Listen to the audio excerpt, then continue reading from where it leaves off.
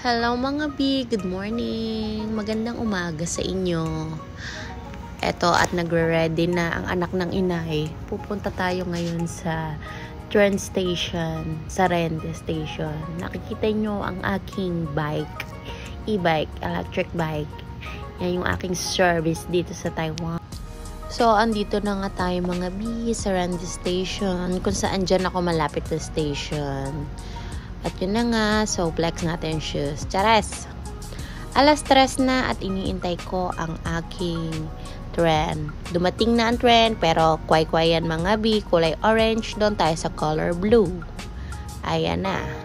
3:04 ang dating ng aking tren. At so, luwag-luwag, makakaupo ang anak ng inay.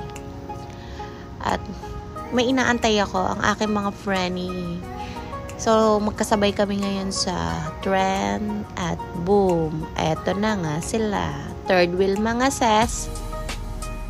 Third wheel tayo ngayon mga B. Pupunta kami sa Nancy Station at pupunta kami sa St. Joseph dahil Sunday.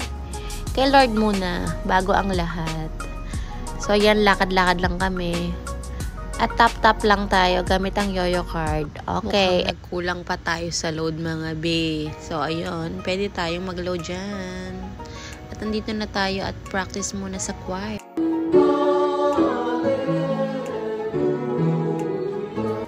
At yun na nga. Ito ang Nancy St. Joseph Church mga B. Yan ang kuha sa taas mga B. Bye-bye!